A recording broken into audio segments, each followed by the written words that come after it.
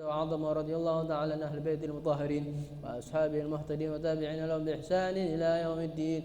بسم الله الرحمن الرحيم. قل هو الله أحد الله الصمد لم يلد ولم يولد ولم يكن له كفوا أحد. بسم الله الرحمن الرحيم. قل هو الله أحد الله الصمد لم يلد ولم يولد ولم يكن له كفوا أحد. بسم الله الرحمن الرحيم. قل هو الله أحد الله الصمد لم يلد ولم يولد ولم يكن له كفوا أحد. بسم الله الرحمن الرحيم. قل أعوذ برب الفلق من شر ما خلق ومن شر غاسق إذا وقب ومن شر النفاثات في العقد ومن شر حاسد إذا حسد. بسم الله الرحمن الرحيم. قل أعوذ برب الناس ملك الناس إله الناس شر الوسواس الخناس الذي يوسوس في صدور الناس من الجنة والناس. الفتح إلى رسول الفقيه المقدم محمد بن علي بعلوي وسلو فرهم وكافة سادتنا على أبي علوي وسولهم وفرهم الله يعلي درجاتهم في الجنة وينفعنا بأسرارهم وأنوارهم في الدين والدنيا والآخرة. الفاتحة. أعوذ بالله من الشيطان الرجيم. بسم الله الرحمن الرحيم. الحمد لله رب العالمين الرحمن الرحيم مالك يوم الدين إياك نعبد وإياك نستعين اهدنا الصراط المستقيم صراط الذين أنعمت عليهم غير المغضوب عليهم ولا الضالين آمين. الفتح إلى أرواح ساداتنا الصوفية أن مكان حلت أرواحهم من مشارق الأرض إلى مغاربها أن الله يعلي درجاتهم في الجنة وينفعنا بأسرارهم وبعلومهم ويلحقنا بهم في خير ولطف وعافية. الفاتحة. أعوذ بالله من الشيطان الرجيم. بسم الله الرحمن الرحيم. الحمد لله رب العالمين الرحمن الرحيم مالك يوم الدين إياك نعبد وإياك نستعين اهدنا الصراط المستقيم صراط الذين أنعمت عليهم غير المغضوب عليهم ولا الضالين آمين. الفتح إلى روح شيخ صاحب الراتب قطب الإرشاد وغوث العباد والبلاد الحبيب عبد الله بن علوي الحداد وأصوله وفروعهم أن الله يعلي درجاتهم في الجنة وينفعنا بأسرارهم وأنوارهم وعلومهم ونفحاتهم وبركاتهم في الدين والدنيا والآخرة. الفاتحة. أعوذ بالله من الشيطان الرجيم. بسم الله الرحمن الرحيم. الحمد لله رب العالمين الرحمن الرحيم مالك يوم الدين إياك نعبد وإياك نستعين اهدنا الصراط المستقيم صراط الذين أنعمت عليهم غير المغضوب عليهم ولا الضالين آمين. الفتح إلى أرواح كافة عباد الله الصالحين والوالدين وجميع المؤمنين والمؤمنات والمسلمين والمسلمات أن الله يغفر لهم ويرحمهم وينفعنا بأسرارهم وبركاتهم في الدين والدنيا والآخرة. الفاتحة. أعوذ بالله من الشيطان الرجيم. بسم الله الرحمن الرحيم. الحمد لله رب العالمين الرحمن الرحيم مالك يوم الدين إياك نعبد وإياك نستعين اهدنا الصراط المستقيم صراط الذين أنعمت عليهم غير المغضوب عليهم ولا الضالين آمين.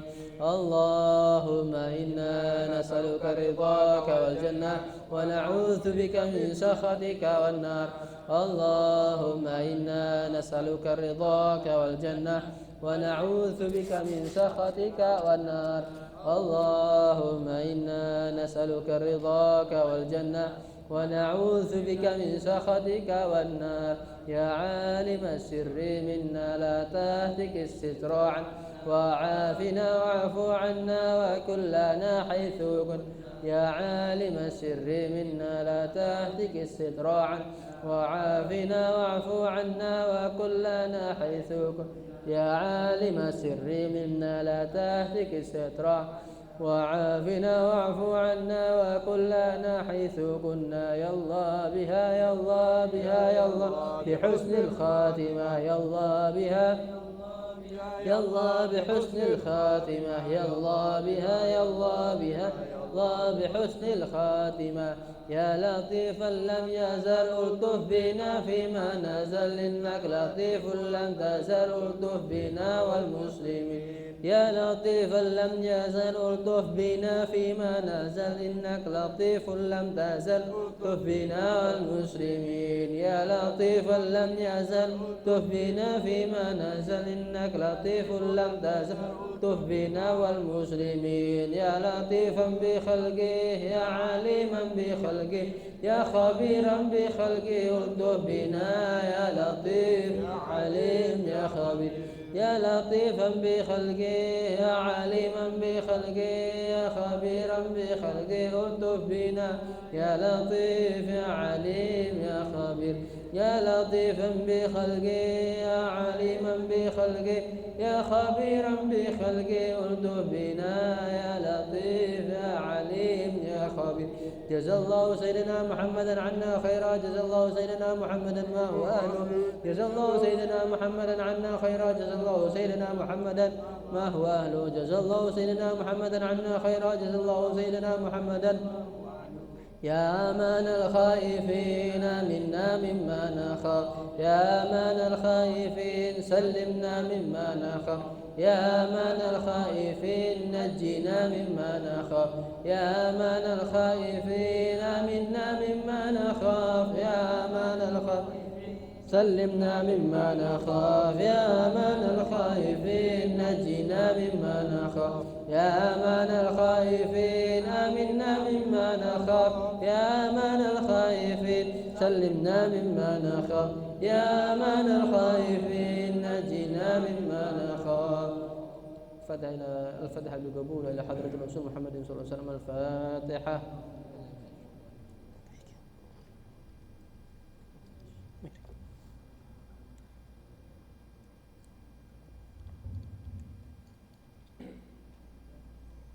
Bismillahirrahmanirrahim. Alhamdulillahirabbil alamin. Allahumma shalli wa sallim ala sayyidina Muhammad wa ala alihi ajma'in. Subhanaka la ilma lana illa ma 'allamtana innaka antal alim. Rabbi shrah li sadri wa yassir li amri wahlul 'uqdatam min lisani yafqahu qawli. Amma ba'd. Qala al-mu'allif rahimahullahu ta'ala wa nafa'ana bihi fid dharin amin. Ila an qala az-zikru tsalits.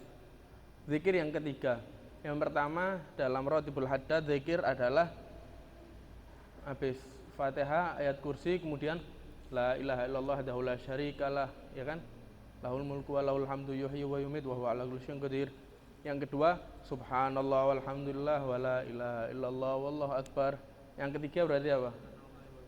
Subhanallah bihamdi subhanallahil azim. Nah, sekarang itu. Subhanallah bihamdi subhanallahil azim. Qaulu sahib ratib nafa'anallahu bih. Subhanallah bihamdi subhanallahil azim salasa. Subhanallah bihamdi subhanallahil azim dibacanya 3 kali ya. Ini ada satu hadis yang diriwayatkan bahwasanya Rasulullah SAW bersabda, "Man qala subhanallah bihamdi ghurisat lahu nakhlatun fil jannah." Barang siapa yang membaca subhanallah bihamdi subhanallahil azim, dia akan diberi tanaman yang disiapkan nanti fil jannah, di surga nanti. Fafham anna man qalaha thalathan ghurisat lahu thalathun nakhlat. Perlu diketahui juga bahwasanya kalau bacanya 3 kali berarti disiapkan 3 pohon atau kebun di surga itu. Kemudian ada sebuah hadis juga yang mengatakan qala Rasulullah SAW dzata yaumil li ashabih.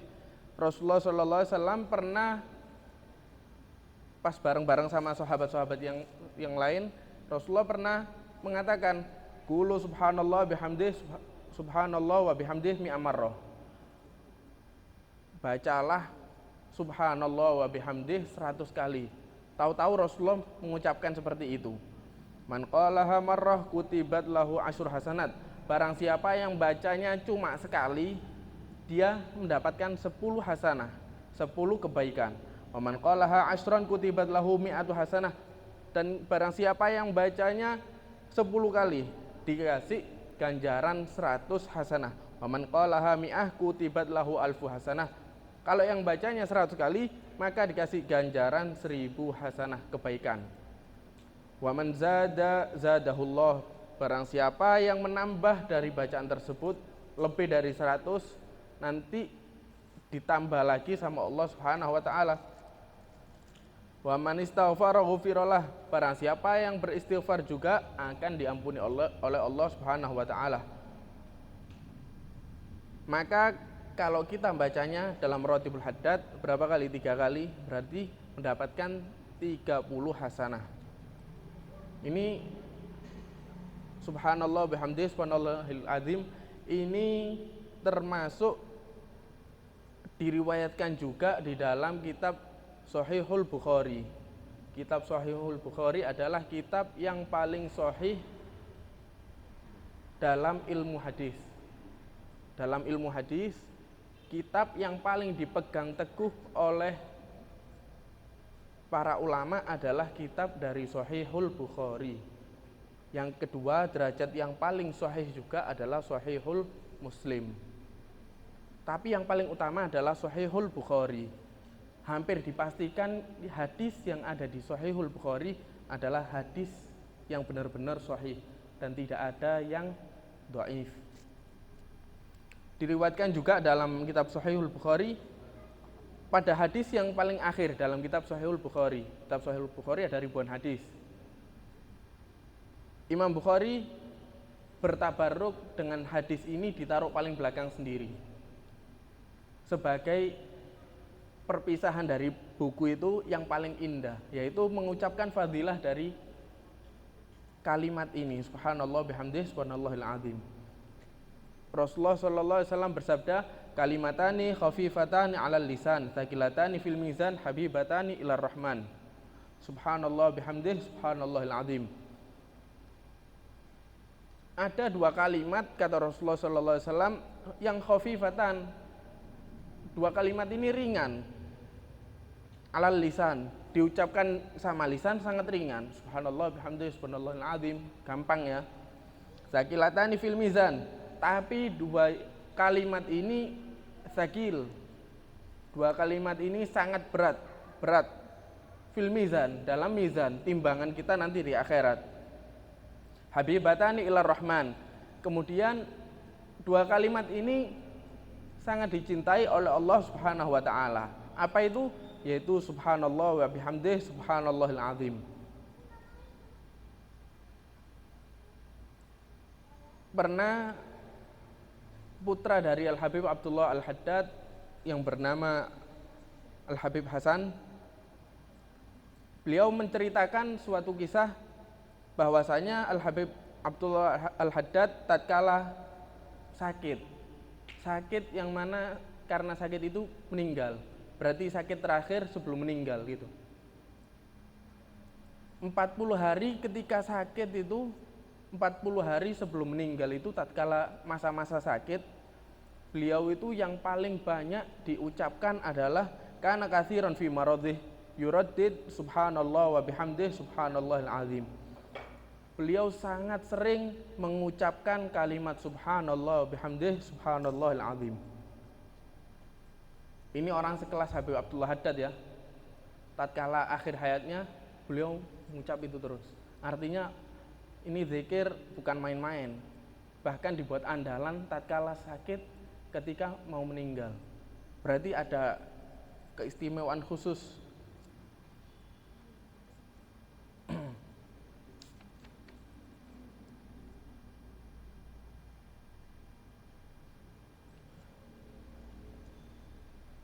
Dan juga disebutkan fadilah dari subhanallah bihamdih dalam syarah Al-Wasiyah.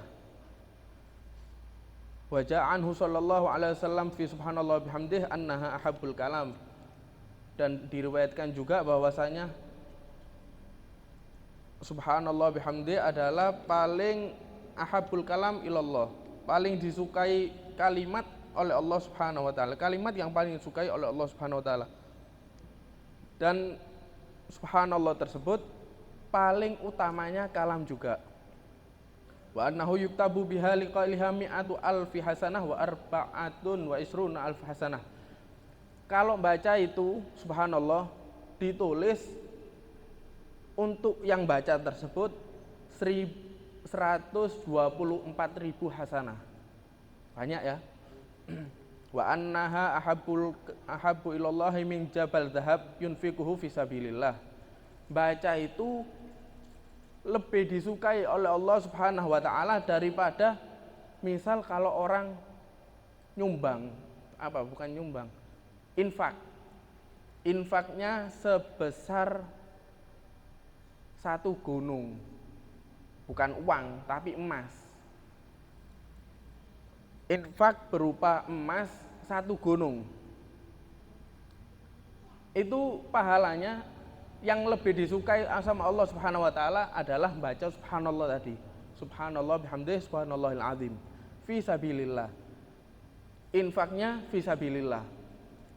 Wa annallaha ta'ala yahuttu an qailiha dzunubah, dan juga sama Allah Subhanahu wa taala dihapus dosa-dosanya. Wa in kanat aktsar min zabadil bahar, walaupun lebih banyak dari buih-buih yang ada di lautan. Lautan besar, 2/3 dari bumi isinya laut. Itu kalau buihnya itu seberapa?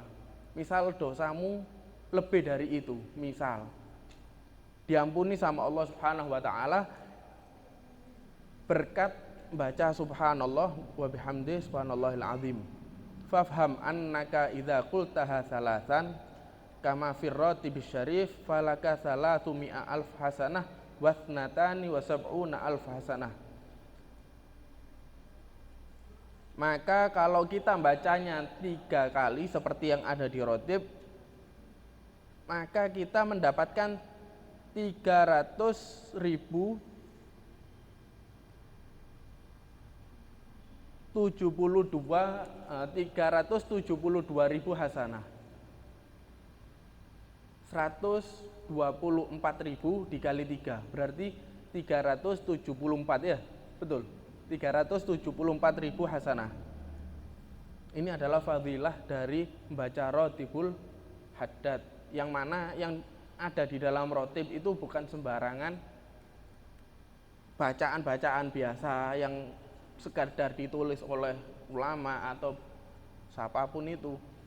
Bukan seperti itu, tapi semua yang ada di rotib ini adalah anjuran-anjuran dari Nabi yang mana sudah diringkas sama Al-Habib Abdullah Haddad, yang dimaksimalkan oleh beliau menjadi rotibul haddad. Itu adalah faedah dari zikir yang ketiga, yaitu subhanallah bihamdihi subhanallahil azim.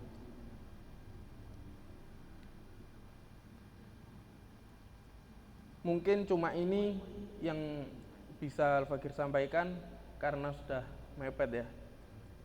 Hakadha minni, assalamualaikum warahmatullahi wabarakatuh.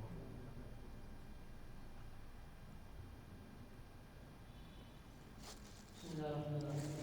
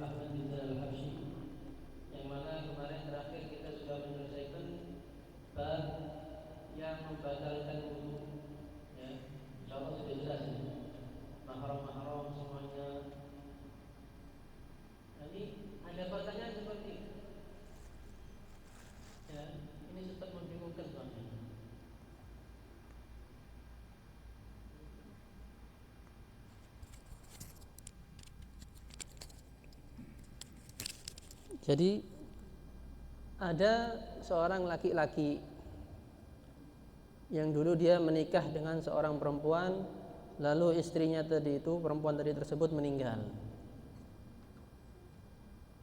Si laki-laki ini sekarang menikah dengan perempuan baru lagi dan sudah punya anak tadi. Dari istri yang pertama tadi sudah punya anak. Ini terakhir ya pembahasan tentang mahram yang membatalkan wudhu tadi. Ya, dari istri yang pertama sudah punya anak, dan akhirnya ibunya si anak tadi itu meninggal juga, ya, meninggal. Lalu si laki-laki tadi itu, suaminya tadi itu menikah dengan perempuan lain. Menikah dengan perempuan lain. Jadi misalnya contoh ya, Rizky ini menikah dengan seorang perempuan, punya anak A misalnya. Kemudian istrinya meninggal. Innalillahi wa inna ilaihi raji'un. Kemudian apa? Rizki menikah lagi dengan satu orang perempuan. Ya, menikah lagi dengan satu orang perempuan. Sudah. Anaknya ini sekarang, anaknya Rizki,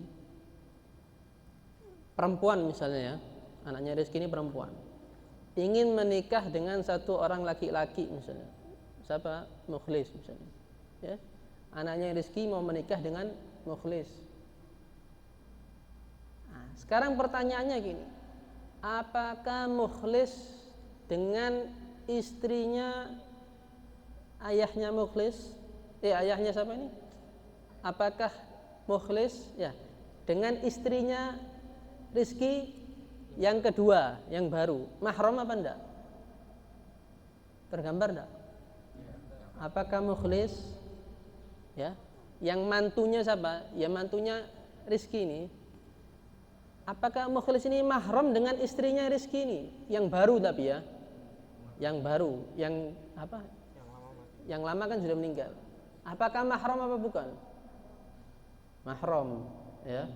Jawabannya mahram. Jadi walaupun itu bukan anak tadi itu, siapa? Anaknya Rizki tadi itu, yang perempuan tadi itu, ya, walaupun si ibunya, ya, ibunya ayahnya tadi itu bukan ibu aslinya, tapi ibu tiri kan ya, bukan ibu kandung tapi ibu tiri. Walaupun ya. Jadi seperti itu, tetap mahram. Karena apa? Karena itu istri ayah. Itu istri ayah tadi. Jadi seperti itu. Itu yang terakhir. Nah, kemudian sekarang kita memasuki bab baru, yaitu bab tentang sholat. Bab tentang sholat. Nah, di sini musannif menjelaskan tentang wa yushtaratu li sihhatis shalah. Nah, jadi di dalam sholat tadi itu ada syarat-syarat sah sholat. Syarat ini harus terpenuhi. Jika tidak terpenuhi, maka sholatnya tidak sah. Apa itu syarat-syaratnya tadi itu? Yang pertama oleh musannif dikatakan ma'rifatu dukhulil waqt, yaitu dia harus mengetahui sudah masuk waktu apa belum. Sekarang mau sholat isya boleh apa enggak? Boleh, karena dia sudah yakin sudah masuk waktu isya. Boleh sholat isya, karena apa? Sudah yakin. Jadi mengetahui itu yang pertama bisa dengan yakin. Seperti apa tadi itu? Ya, seperti dia mengetahui dengan sendiri. Misalnya siapa? Rizki tukang azan. Ya, dia tahu kan, oh sekarang sudah masuk waktunya azan. Nah, berarti dia tahu dan yakin bahwa sekarang ini apa? Sudah masuk waktu. Dia tahu dengan diri sendirinya. Atau misalnya orang yang mendengarkan azan, Rizki azan, dengar dia azan, nah, ini kan dia sudah tahu dengan sendirinya kan. Nah, itu juga termasuk mengetahui masuknya waktu dengan yakin. Itu yang pertama. Jadi apa? Mengetahui dengan masuknya waktu secara yakin dia ya. Atau misalnya seperti ini contohnya lagi. Seperti misalnya dia bukan di kota, lagi di pantai ini misalnya, melihat matahari terbenam. Berarti ketika terbenam matahari tadi itu sudah masuk waktu maghrib. Nah, itu dinamakan juga dia mengetahui waktu dengan yakin, ya. Nah, itu contoh-contohnya tadi itu, mengetahui waktu dengan yakin. Jelas ini ya. Yang kedua sekarang, katanya musannif biyaqinin au ijtihad, atau dengan ijtihad. Dia mengetahui waktunya dengan ijtihad. Nah, seperti apa ijtihad tadi itu? Seperti misalnya dia punya kebiasaan kalau baca Al-Quran, habis maghrib itu setengah jam saya baca Al-Quran, itu azan isya mesti.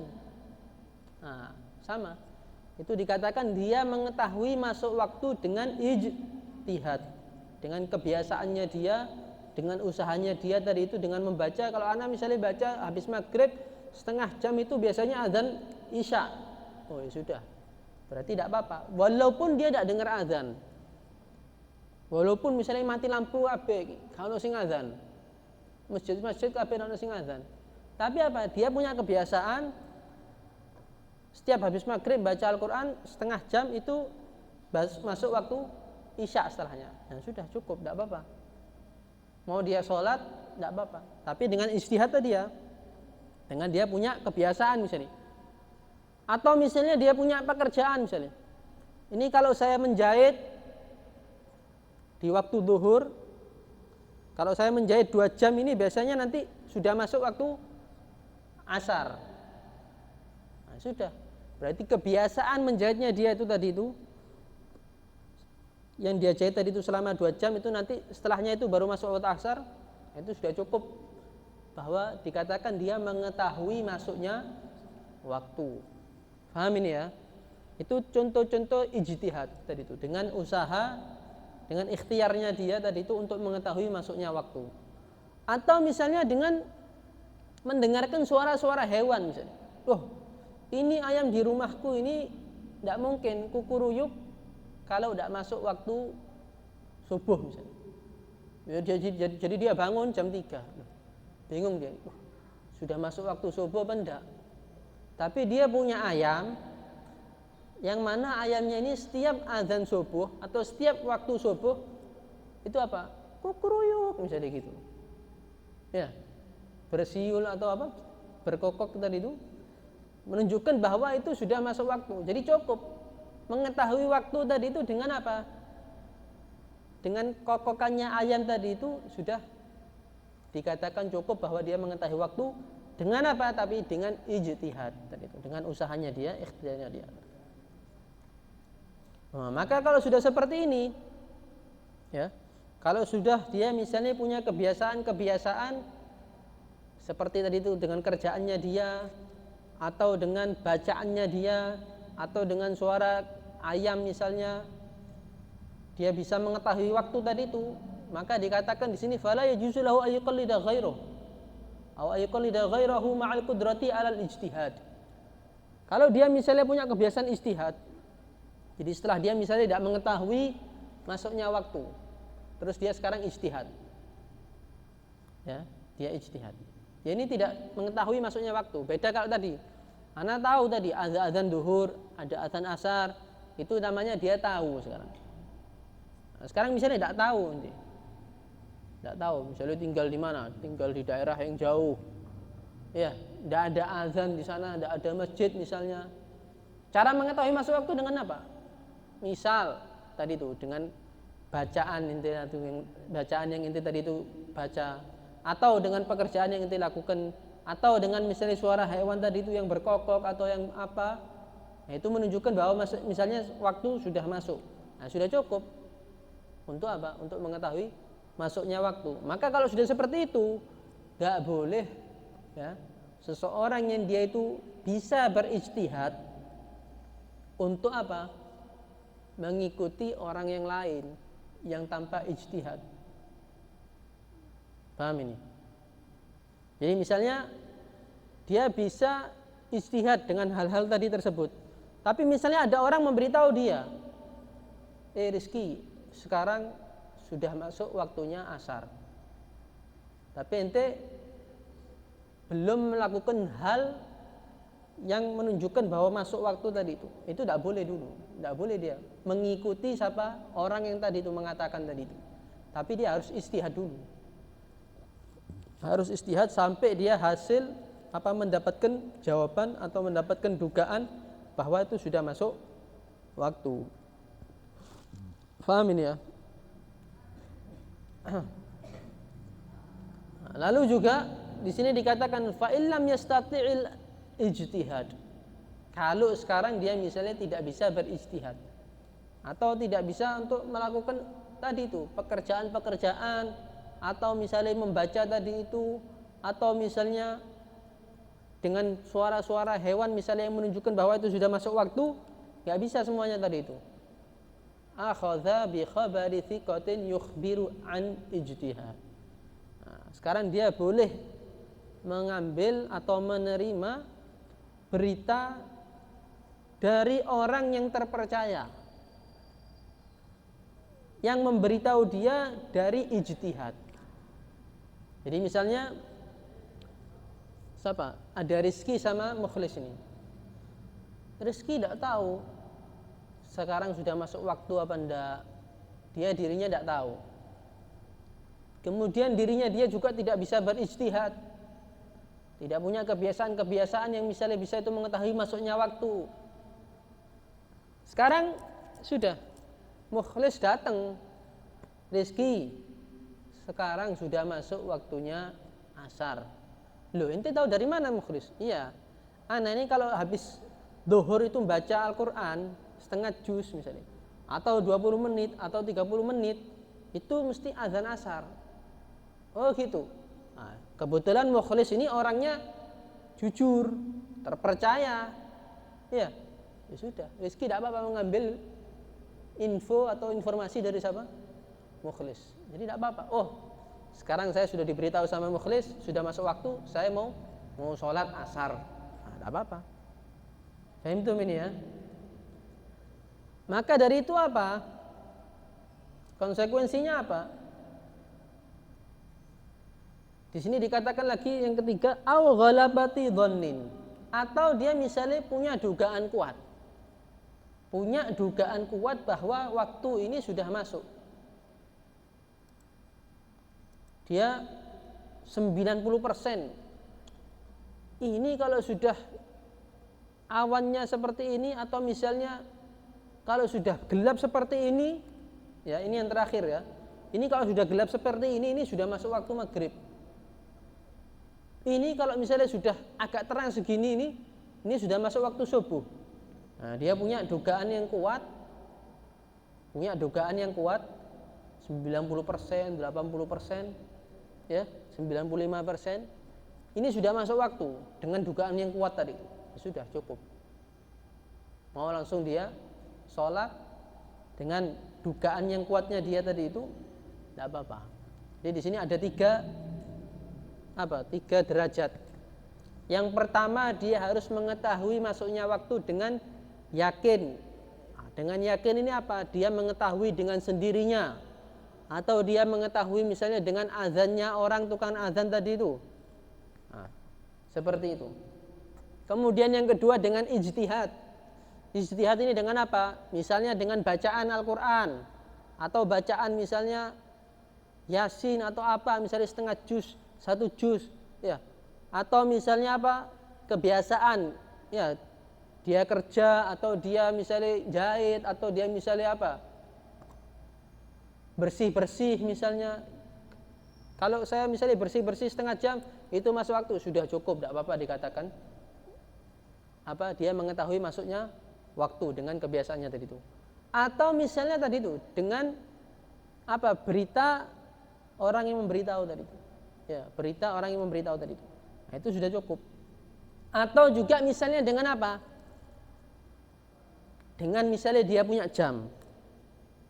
Saya ini punya jam, biasanya kalau titit bunyi, ya, itu sudah masuk waktu. Nah, sudah tidak apa-apa. Ya, itu sudah namanya ijtihad dia.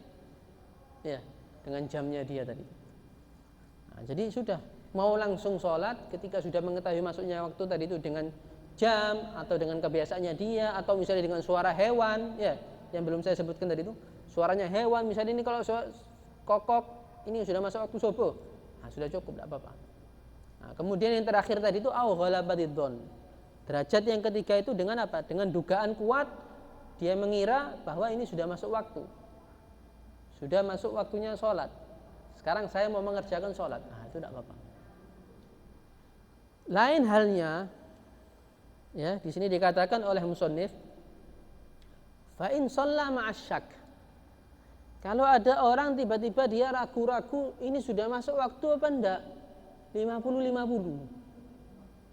Ya, syak di sini 50-50, atau misalnya di bawahnya 40, kayaknya sih belum masuk. Kayaknya sih belum azan subuh, belum azan zuhur, belum azan, masih kayaknya. atau misalnya ragu-ragu 50-50. Nah, ini ragu-ragu.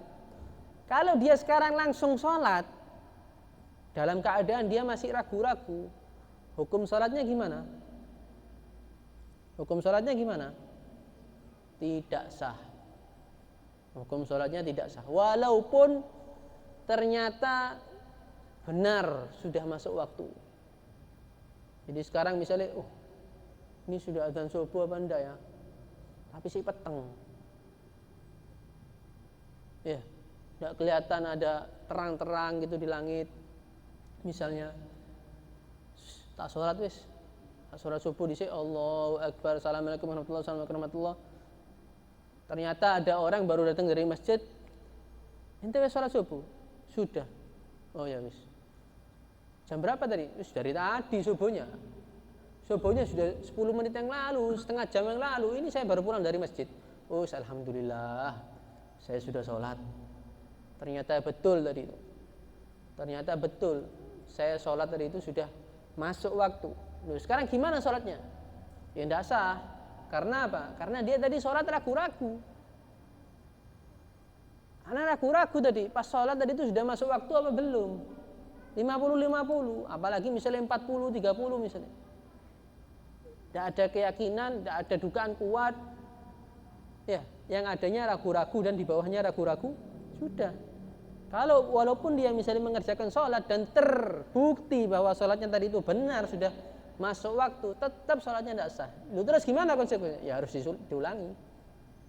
Ya harus diulangi sholatnya. Karena sama saja tadi dia itu mengerjakan sholat, tapi belum tahu masuk waktunya sholat. Karena daripada syarat-syarat sahnya sholat, harus dia mengetahui sudah masuk waktu. Nah, dan dia sekarang apa? Tidak mengetahui masuk waktu ketika mengerjakan sholat karena dia ragu-ragu. Jadi seperti itu.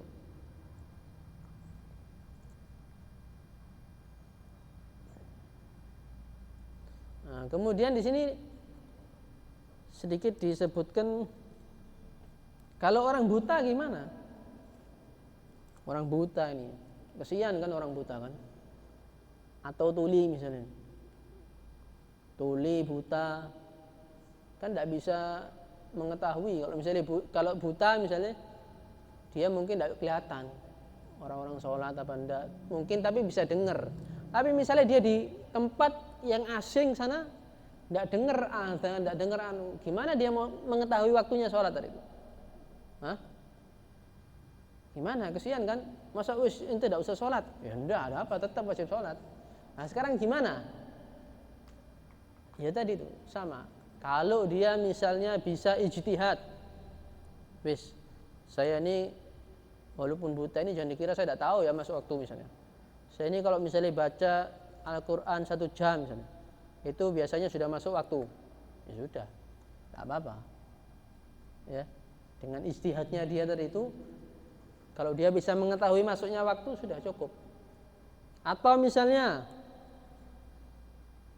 dengan suara tadi itu misalnya suara ayam, suara apa misalnya yang dia itu tidak bersuara kecuali sudah masuk waktu, misalnya jam apa Allah misalnya kan ada itu kan seperti itu kan, oh ini berarti sudah masuk ya aplikasi HP misalnya, atau jam itu kan ada teng misalnya apa gimana yang menunjukkan itu sudah masuk waktu, cukup walaupun dia buta tidak bisa ngelihat tidak bisa apa tapi tahu dengan hal-hal tersebut dari itu sudah cukup dikatakan dia mengetahui masuknya waktu dan dia mau sholat tidak apa-apa.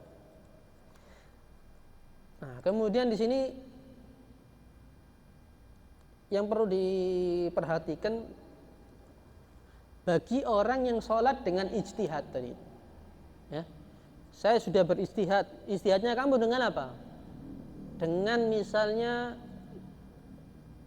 kebiasaan saya itu kalau misalnya saya membaca Al-Quran atau saya gosida-gosidaan setengah jam itu masuk waktu sudah, ya itu kan dengan ijtihad. Kalau misalnya dia ijtihad kemudian akhirnya terbukti bahwa ijtihadnya dia tadi itu ternyata apa? Salah, iya. Jadi dia sholat dengan ijtihad Tapi apa terbukti bahwa sholatnya tadi itu sebelum masuk waktu. Sebelum masuk waktu. Ya gimana sekarang? Sholatnya sah apa tidak? Paham ini ya? Saya ini kalau baca qasidah, baca Al-Quran setengah jam, itu biasanya sudah masuk waktu. Baca Al-Quran habis maghrib, habis itu sudah 30 menit, sholat. Allahu Akbar. Assalamualaikum warahmatullahi wabarakatuh. Ternyata dengar azan. Allahu Akbar. Loh, ini baru masuk waktu berarti. Iya kan? Berarti ijtihadnya dia tadi salah. Gimana sekarang? Sholatnya ini yang dia kerjakan tadi itu yang sudah Assalamualaikum warahmatullahi wabarakatuh, sah apa enggak? Enggak sah. Harus diulangi. Ya, kalau misalnya waktunya masih cukup, ya sudah cepet-cepetan diulangi sebelum waktunya habis atau sebelum waktunya keluar. Dan nanti sholatnya apa? Ada, ya, terhitung ada, bukan godok. Tapi kalau misalnya dia mengerjakan sholat tadi itu dengan ijtihadnya dia, ya, dengan ijtihadnya dia. Saya ini mengetahui waktu subuh ini karena di sini tidak ada azan, tidak ada jam, tidak ada apa segala macam. Saya dengan kebiasaan saya atau dengan suara ayam atau suara apa misalnya, saya bisa mengetahui masuknya waktu. Oke. Ternyata dia misalnya sholat dengan ijtihadnya dia. Ternyata apa? Dia sholatnya tadi itu sudah keluar waktu, ya, sudah keluar waktu. Jadi gak tepat. Ijtihadnya dia salah. Atau misalnya ijtihadnya dia gak tepat keluar waktu atau gak tepat belum masuk waktunya. Dengan apa misalnya? Iya, dengar azan dia misalnya. Dengar azan. Jadi ketika sudah ijtihad dengan misalnya suara-suara tadi itu kok enggak bunyi-bunyi misalnya. Ayam kan mungkin bisa saja enggak berbunyi kan? Ya kan, misalnya mati atau apa, misalnya ada apa. Ya kan, enggak mungkin mesti setiap ayam tadi itu selalu berbunyi, kadang mungkin satu saat enggak berbunyi. Ini biasanya ayam saya berbunyi. Kok sekarang enggak berbunyi? Sholat dia langsung. Karena ini misalnya waktunya dia berbunyi misalnya, langsung sholat dia. Ternyata apa? Belum masuk waktu. Karena apa? Karena misalnya dia setelah sholat selesai, Assalamualaikum warahmatullahi wabarakatuh, dengar azan. Sholatnya gimana tadi itu? Enggak sah. Ya, oh itu tadi itu kalau masih ada waktu. Kalau ini misalnya sudah keluar waktu. Ya, jadi dia sudah sholat, selesai sholat, tidak dengar azan, tidak ada apa-apa. Ya, mungkin itu tadi sholatnya kita perkirakan jam berapa? Jam 4 misalnya. Jam 4, itu kan masih waktu subuh kan. Ternyata dia tadi itu diberitahu, syuf, mukhlis datang, bilangi Rizki tadi itu yang sholat dengan ijtihad, dengan suara tadi itu. Rizki, kamu tadi itu sholatnya bukan jam 4, tapi sudah jam 6.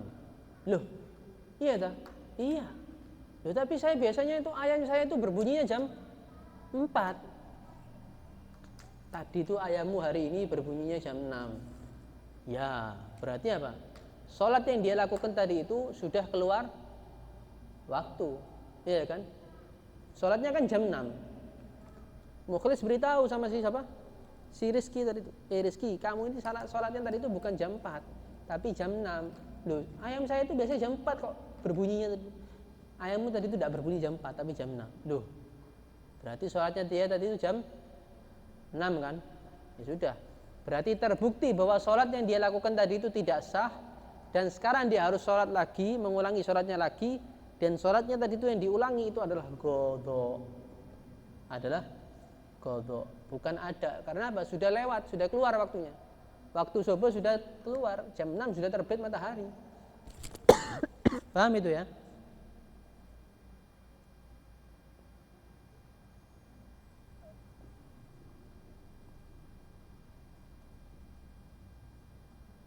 Wallahu a'lam bishawab.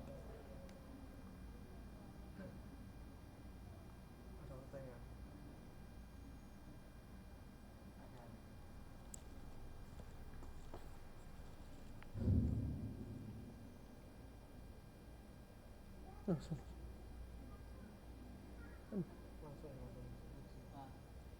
Meneruskan pertanyaan yang kemarin.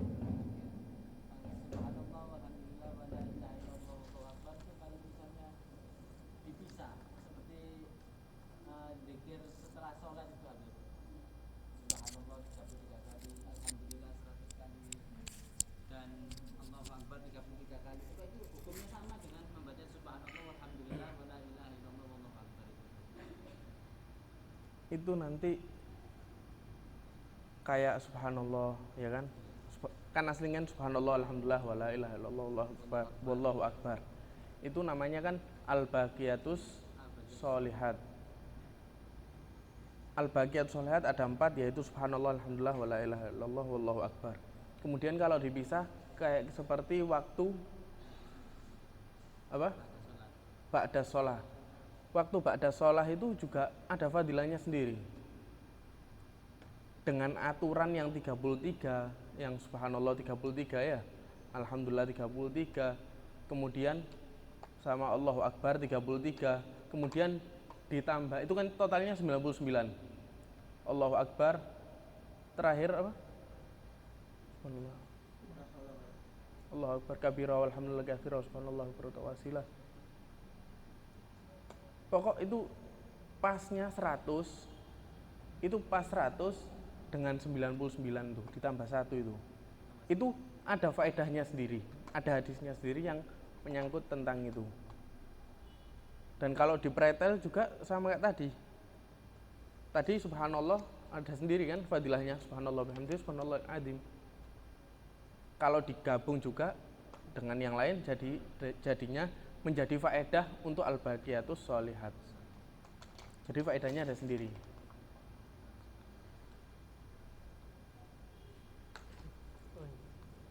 Menambahkan dari itu yang kalau misalnya dia sholat dengan istihad ternyata tidak pada waktunya, ya, dia sholat dengan istihad ternyata istihadnya tadi salah, istihad yang dia lakukan tadi itu salah, tidak benar.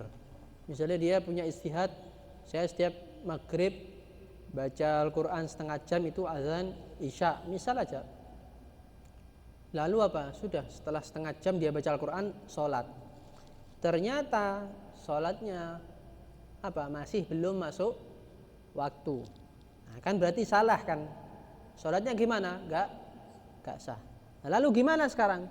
Terus sholatnya itu biasa-biasa wae, tidak dapat pahala atau gimana? Nah, di sini dikatakan kalau terbukti bahwa sholatnya tadi itu sebelum masuk waktu. Dilihat sekarang, sholatnya kan tadi tidak sah, sama saja dia belum mengerjakan sholat isya, harus tetap sholat isya. Terus sholatnya yang tadi itu yang belum masuk waktu, nah ini diperinci sama ulama. Sholatnya dia yang sebelum masuk waktu tadi itu, yang salah tadi itu dengan istihadnya tadi itu, kalau misalnya dia punya apa sholat yang belum dia kerjakan misalnya. Punya godok-godok misalnya dulu saya itu pernah tidak sholat duhur, tidak punya sholat asar, tidak pernah sholat maghrib, tidak pernah sholat isya, belum saya godoi. Nah, sholatnya dia yang sekarang ini, yang maghrib tadi itu, yang belum masuk, apa yang isya tadi itu yang belum masuk waktunya, nembel ke sholatnya yang dulu-dulu. Kalau dia punya tanggungan, Mas ya. Kalau dia masih punya tanggungan utang sholat-sholat yang belum dia tunaikan, paham ini ya? Tapi kalau misalnya dia sudah tidak punya tanggungan, lunas semua, tidak ada godok-godok sholat, tidak ada tanggungan-tanggungan utang-utang sholat, wis, dia bersih dari itu semua. Terus sholatnya gimana nih? Yang salah istihadnya dia, itu jatuhnya menjadi sholat nafil mutlak. Jadi terhitung dia melakukan sholat sunnah biasa, seperti sholat sunnah biasa. Nanti misalnya sekarang mau sholat sunnah, tidak apa-apa, sholat sunnah mutlak, tidak niat sholat sunnah witir atau sholat sunnah ba'diyal isya. Sholat apa? Sholat biasa, sholat 2 rakaat, Allahu Akbar, Assalamualaikum, seperti itu sholat sunnah mutlak. Nah, tadi itu sholatnya dia yang terbukti bahwa tidak masuk waktu, ya, karena salah istihadnya dia tadi itu, jatuhnya ke situ, jatuhnya ke nafal mutlak. Kapan? Kalau dia tidak punya utang-utang atau tanggungan. Jadi seperti itu.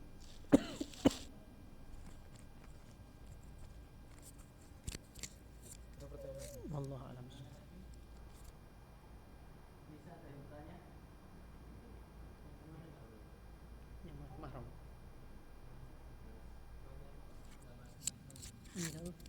Ini setelah lewat itu. Oh iya ya, yang telah lewat tadi itu. Ada sedikit yang kepingin saya klarifikasi tadi. Yang masalah apa? Yang orang itu kalau misalnya dia itu junub ya, Kan dia kalau mau makan atau mau minum atau mau tidur lagi atau misalnya mau berhubungan lagi itu kalau dia misalnya belum membersihkan dan belum wudhu, kan anak kemarin bilang gitu kan, jadi harus membersihkan plus wudhu, ya kan? Nah itu ternyata yang pendapat kuat tadi itu cukup dia wudhu saja, cukup dia membersihkan saja, cukup dia membersihkan saja, walaupun dia tidak wudhu sudah tidak apa-apa, hilang kemakruhannya. Jadi misalnya malam-malam ini dingin, dia junub, waduh junub mau mandi dingin tidak kuat, mau wudhu sama tidak kuat kena air, sudah cukup membersihkan saja, langsung habis itu dikeringkan tidak apa-apa, mau tidur lagi tidak apa-apa, mau makan tidak apa-apa, mau minum tidak apa-apa, ya seperti itu. Jadi cukup dengan membersihkan saja, tidak harus dengan wudhu. Jadi itu yang lebih saya tambahin dari waktu itu. Apa? Masalah.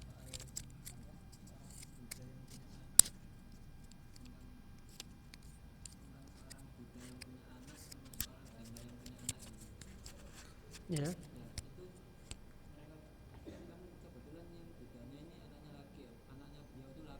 Yang janda itu anaknya itu perempuan. Mereka berdua menikah bareng enggak apa-apa. Yang anaknya duda sama anaknya janda. Duda nikah sama janda, anaknya nikah sama anak janda, sama-sama nikah bareng. Maksudnya laki ini sudah pernah menikah dengan perempuan lain, habis itu cerai, dan dia itu dari hasil pernikahannya punya anak. Dan ada perempuan juga menikah, sudah pernah menikah, kemudian dia jadi janda, dan dulu dari suaminya tadi itu sudah punya anak. Nah sekarang ini duda sama janda mau menikah. Anaknya duda ini yang dulu sama mantan istrinya yang pertama, anaknya janda ini juga sama mantan dari suaminya yang pertama mau menikah juga. Ya tidak apa-apa Pak. Nikah bareng. Anak harus anak, biar anak nikah. Iya kenapa? Iya tidak apa-apa. Orang tua ambil orang tua nikah. Iya tidak apa-apa. Ikut nikah sekalian bareng gitu, maksudnya ikut acara nikah bareng-bareng itu kan ada kan. Kenapa tidak boleh?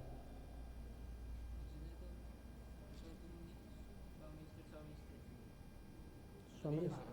Bukan cuma ikut toh, tapi anak sama anak ini nikah, duda sama janda ini nikah. Iya kenapa? Nggak apa-apa. Yang tidak boleh itu digabung.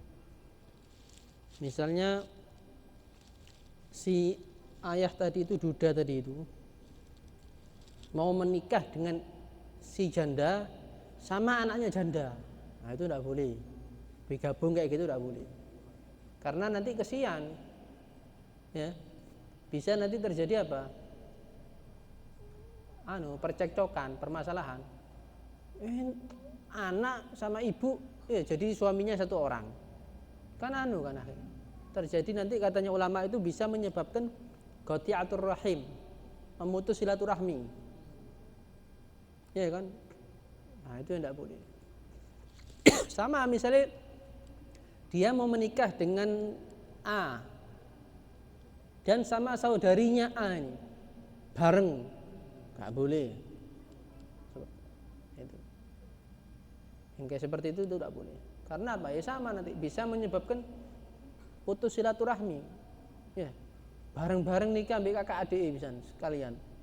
Hemat biaya. Nanti ya. Ini bisa nanti menyebabkan putus silaturahmi tadi. Dan tidak boleh juga karena hukumnya itu menggabung. Sebenarnya banyak sih permasalahan mahram.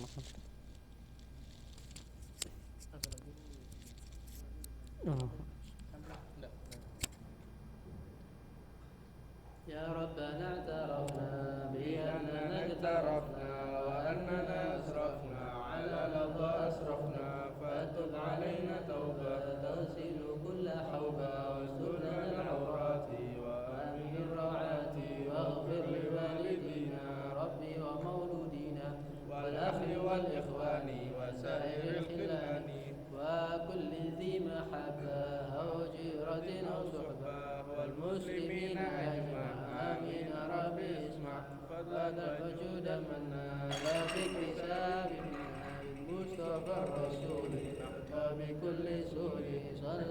سلم ربي عليه أدى الحب وآله وصحبه صحبي والحمد لله في البدر والتناهي